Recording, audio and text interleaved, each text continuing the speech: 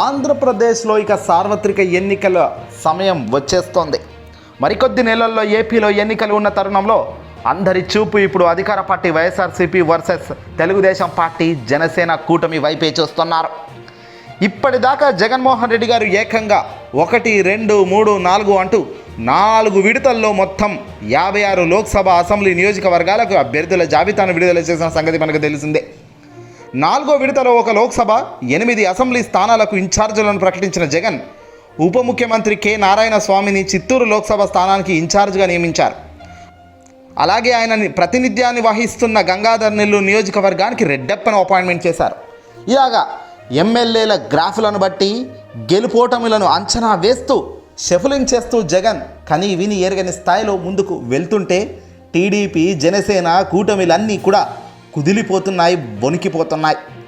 ఇప్పటిదాకా మొదటి జాబితాని ప్రకటించని తెలుగుదేశం పార్టీ జనసేన తమ అభ్యర్థులను మాత్రం ఇప్పుడు ప్రకటించరట.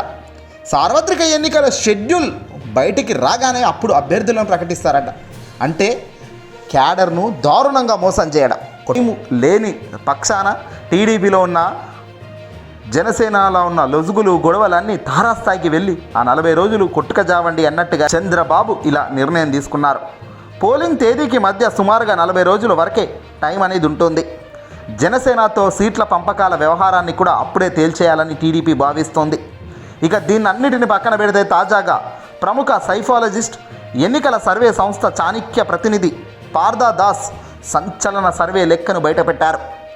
ఏపీ ఎన్నికల మూడ్ ఎలా ఉంటుందనేది ఓ విశ్లేషణ ద్వారా ఆయన చెప్పుకొచ్చారు. సుమారుగా మేము ఇప్పటిదాకా 7,500 మంది శాంపుల్స్ 51 అసెంబ్లీ సెగ్మెంట్స్ నుంచి ఎన్నికల కోసం తీసుకోవడం జరిగింది. ప్రజెంట్ ఎటు చూసినా మొత్తం గెలుపు అధికార పార్టీ వైఎస్ఆర్సీపీకే మళ్ళీ జగనే అంటున్నారు. తెలుగుదేశం పార్టీ జనసేన ఇంకా సీట్లు షేరింగే కాలేదు ఫైనల్గా. కాబట్టి వాళ్ళిద్దరి సీట్లు బయటపడితే దాని తర్వాత కూడా స్టడీ చేయొచ్చు మూడు ఎలా ఉంది ప్రజలది అని ఆయన చెప్పుకొచ్చారు.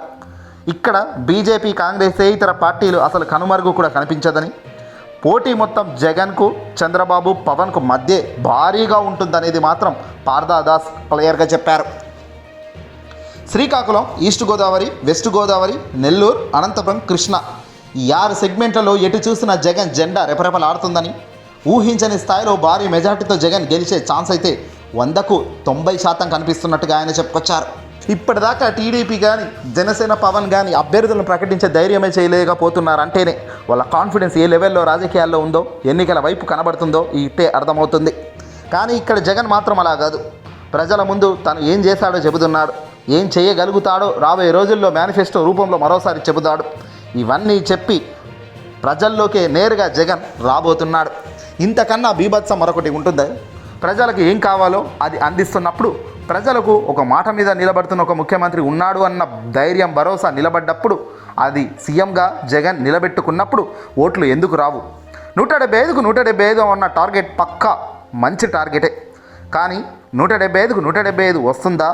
లేదంటే కొన్ని సీట్లు తగ్గిన కనీసం 150 నుంచి 160 మధ్య సీట్లు అయితే గ్యారంటీగా వచ్చేస్తాయి. ఏదేమైనా గతంలో కన్నా భిన్నంగా ఈసారి గెలుపు ఉంటే అది కని విని ఎరగని, దేశంలో ఏ ఇతర రాష్ట్రంకి ఏ ఇతర ముఖ్యమంత్రికి రాని భారీ మ్యాండేటే అని చెప్పాలి. జగన్ ఒకటి డిసైడ్ అయ్యాడు. ప్రజలకు మంచి చేసే నాయకుడిగా నిలబడతా, ఆ తర్వాత ఆ దేవుడు ప్రజల ఇష్టమని జగన్ మొదటి నుంచి చెబుతూనే ఉన్నారు. ఈసారి అదే చెబుతున్నారు.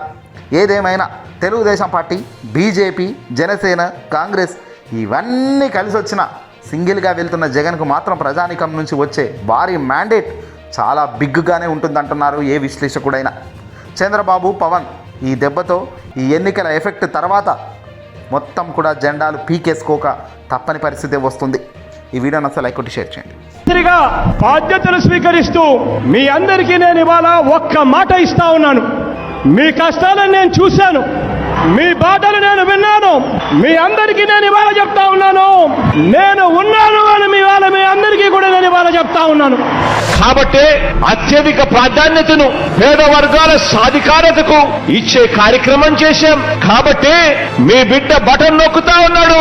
బటన్ నొక్కిన వెంటనే నేరుగా 2,40,000 కోట్ల రూపాయలు నేరుగా నా అక్క చెల్లెమ్మల కుటుంబాల ఖాతాల్లోకి నేరుగా పోతా ఉంది. ఎక్కడా కూడా లంచాలు లేవు, ఎక్కడా కూడా వివక్షకు తావులేదు. నేరుగా ఈ 53 నెలల కాలంలోనే 2,40,000 కోట్ల రూపాయలు నా అక్క చెల్లెమ్మల కుటుంబాల ఖాతాల్లోకి బటన్ నొక్కడం మీ బిడ్డ నేరుగా నా అక్క చెల్లెమ్మల ఖాతాల్లోకి పోయే